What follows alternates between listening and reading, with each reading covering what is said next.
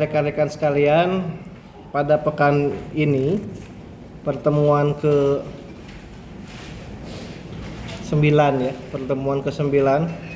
akan membahas terkait dengan akar persamaan dengan metode numerik ya. Seperti yang saya sampaikan sebelumnya bahwa pada beberapa bagian kita mungkin bisa menyelesaikan beberapa permasalahan matematika menggunakan metode analitis biasa. Contoh, kalau saya punya persamaan kuadrat seperti ini, maka saya selalu bisa mencari nilai X1 dan X2 menggunakan rumus ABC ya. Di antaranya adalah min B plus min akar B kuadrat min 4AC per 2A. Artinya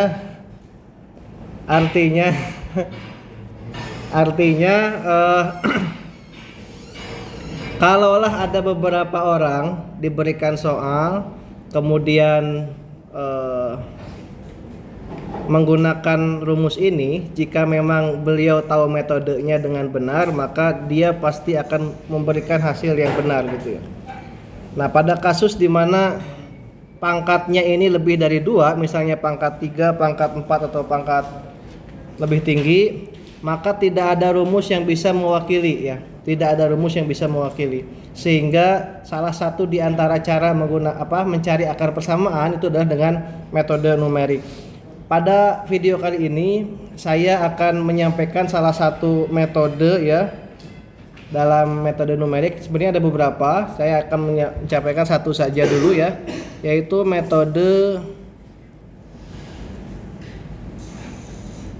setengah interval atau bisection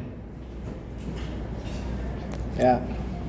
Jadi metode ini merupakan metode awal yang dikembangkan untuk menyelesaikan akar persamaan dari suatu persamaan yang tidak linear ya.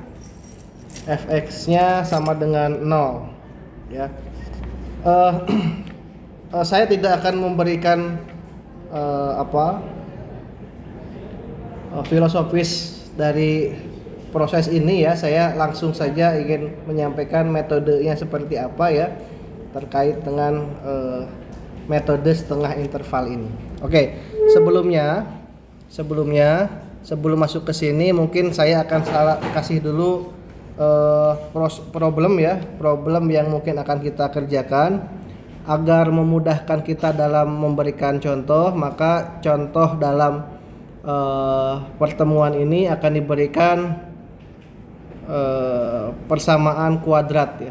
Sebenarnya persamaan kuadrat ini bisa langsung pakai ABC, hanya saja untuk belajar kita coba problem persamaan kuadrat ini kita selesaikan secara numerik ya. Oke, saya akan berikan soal di mana Fx sama dengan min 5x kuadrat ditambah 26,43x dikurangi 20 sama dengan 0. Ini kalau kita pakai rumus ABC bisa langsung ketahuan ya. Oke, kita masukkan. Berarti kan kita masukkan ke rumus. Ini barangkali ada yang belum tahu, maka min 5 bertindak sebagai A, 26,43 bertindak sebagai B, dan min 20 bertindak sebagai C. Kemudian dimasukkan dalam rumus min 26,43 plus min. Artinya apa?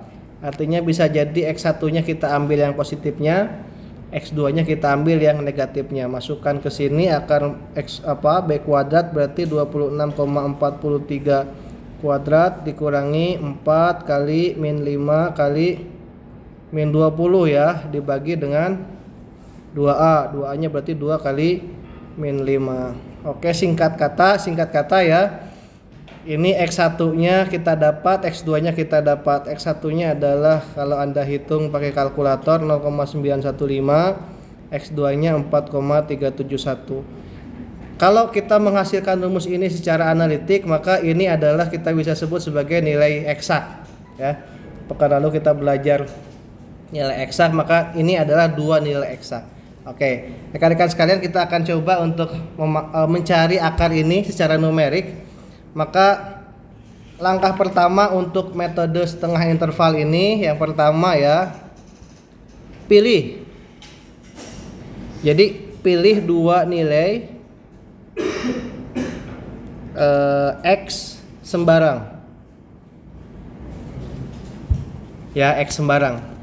X1 dan X2 nya sembarang. Misalnya dalam hal ini saya akan mengambil angka 0 dan 3 misalnya ya.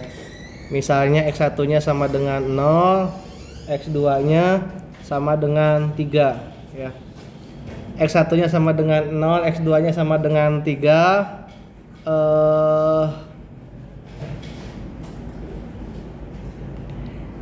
Nah, kita selanjutnya kita harus cek syarat. Apa syaratnya? Syaratnya adalah tadi kan kita sudah ambil dua itu ya, dua contoh ya yang kita ambil random sebetulnya. Nah, kita cek syaratnya.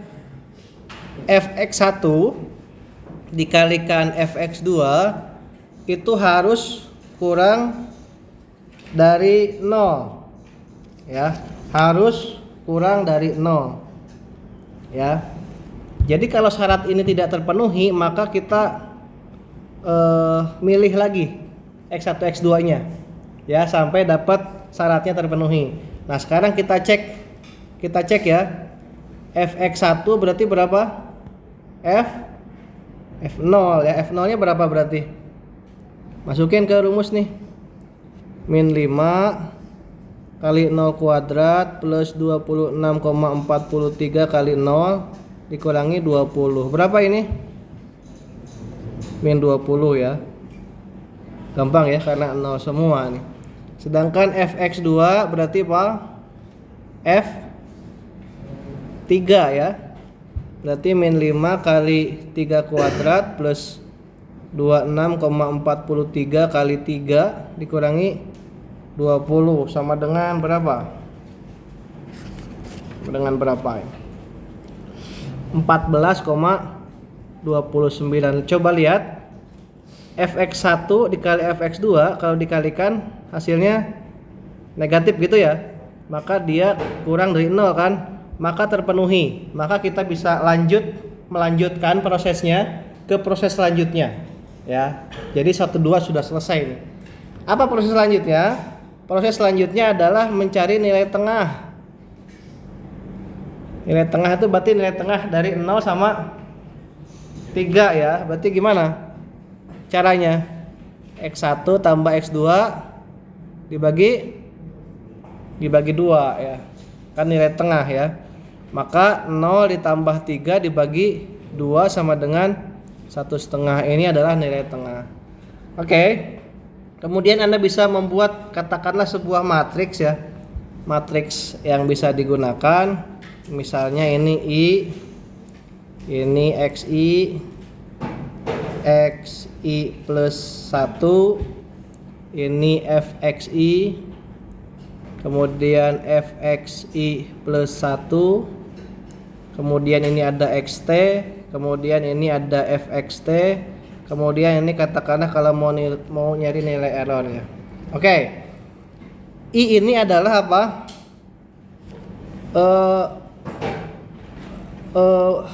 Jumlah iterasi.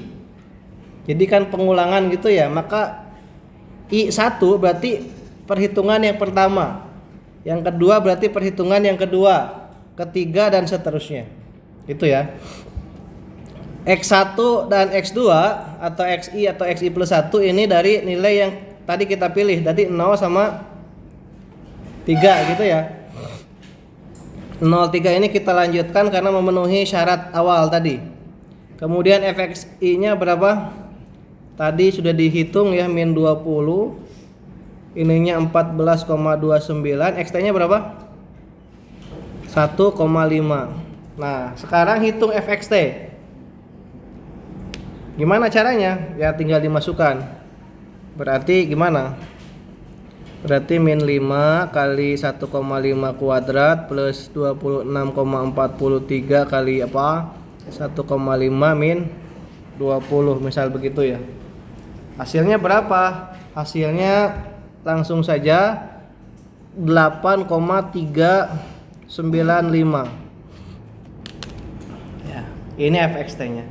Nah, apa indikator kita selesai, pekerjaan ini selesai adalah sampai dapat nilainya fxt ini seperti yang diinginkan. Berapa sih yang diinginkan sebenarnya?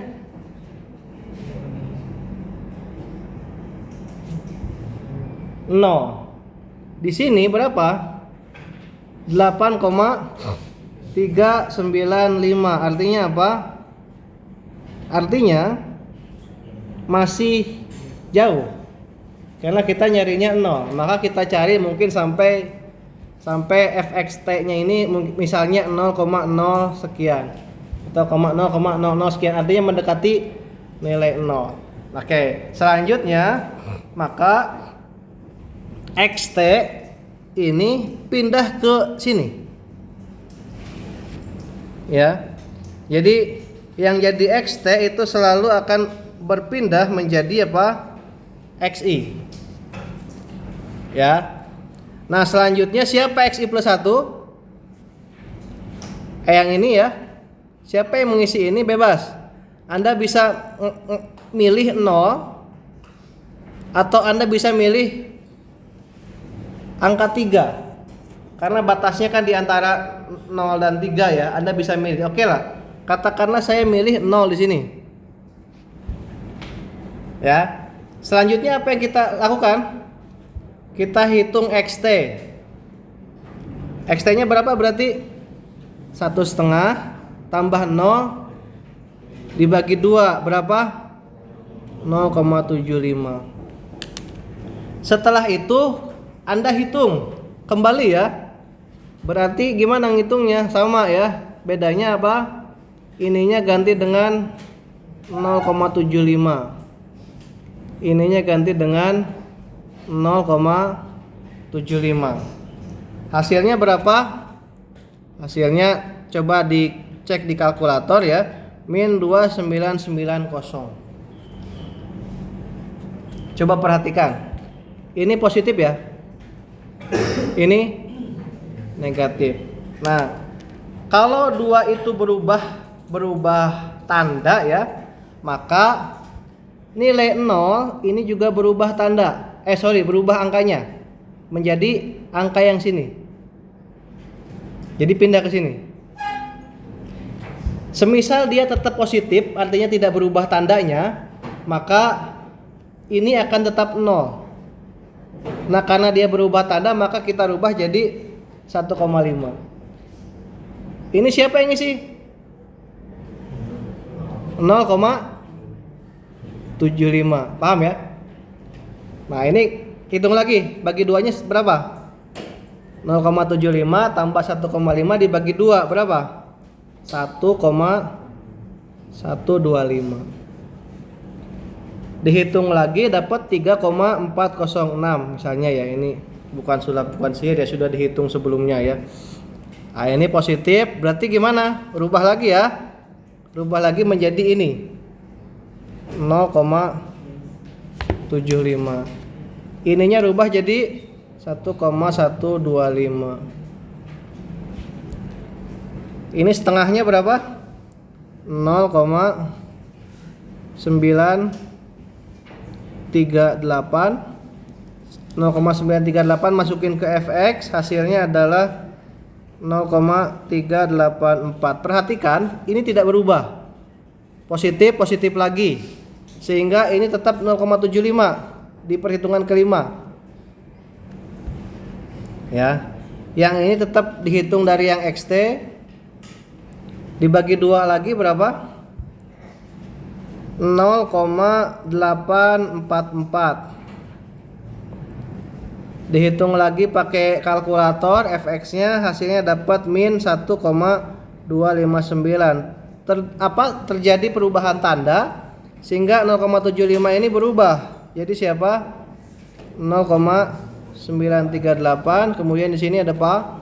0,844 dibagi 2 jadi 0,891 min 0,427. di sini masih negatif. Kalau negatif berarti tetap 0,938. Ini 0,891. Kemudian ini 0,914. Dihitung pakai kalkulator, ini hasilnya adalah min 0,019. Perhatikan, angka ini sudah mendekati 0. Kalau sudah mendekati 0, maka bisa diindikasikan bahwa 0,914 ini adalah salah satu akar, atau bisa jadi ini adalah X1-nya. Kita bisa ngecek tadi X1-nya berapa aja? 0,915 4,371. Lihat, mendekati ya. Kok nggak pas sama? Ya karena memang ini masih ada perbedaan ya, nggak 0 banget ya. 0,019 gitu, nggak 0 banget. Jadi akhirnya kita dapat salah satu akarnya adalah 0,914. Sudah tuh. Berarti bisa jadi X1 mendekati 0,914. Nah, karena ini persamaan kuadrat, maka solusinya ada berapa X-nya? Ada 2 ya. Gimana cara nyari satu lagi? Sama kembali ya. Maka kita cari tuh. Pakai angka berapa? X1 X2-nya silakan diperkirakan lah ya. Sampai dapat kayak gini lagi. Nah, bisa jadi ke depan ada fx-nya yang tidak mengecil. Misalnya malah bertambah gitu ya. Maka dalam hal itu Anda bisa ganti otak-atik 0 dan 3-nya ini menjadi angka yang lain. Atau bisa jadi dia menurun tapi cenderung sama, nanti 1 semua tuh. Nah, pada saat itu juga mungkin Anda salah dalam memilih 0 dan 3. Seperti itu mungkin materi awal untuk metode setengah interval. Sebagai pekerjaan lanjutan, silahkan Anda cari kira-kira X yang lain selain 0,914 itu berapa menurut metode setengah interval ini ya. Jadi bisa jadi mungkin Anda pilih, saya kasih clue saja ya, bisa jadi XI-nya adalah 1, XI plus 1-nya adalah 5 ya. Nanti silakan pakai angka ini. Kemudian untuk hitungan yang keduanya, XI plus 1-nya silakan dicoba ya. Apakah pakai 1 atau pakai 5, silakan dicoba keduanya dan perhatikan polanya, mana kira-kira yang bisa memungkinkan untuk mendapatkan akar persamaan. Oke. Selesai itu. Nah, jangan lupa nanti nilai E-nya, kemudian nilai ini yang kosong diisi ya. Ini tinggal mindah-mindahin saja sebetulnya dari data yang sebelumnya. Terima kasih, demikian. Semoga dapat dipahami. Jika ada pertanyaan silakan hubungi saya ya, atau nanti bisa dijadwalkan kelas terpisah. Terima kasih. Assalamualaikum warahmatullahi wabarakatuh.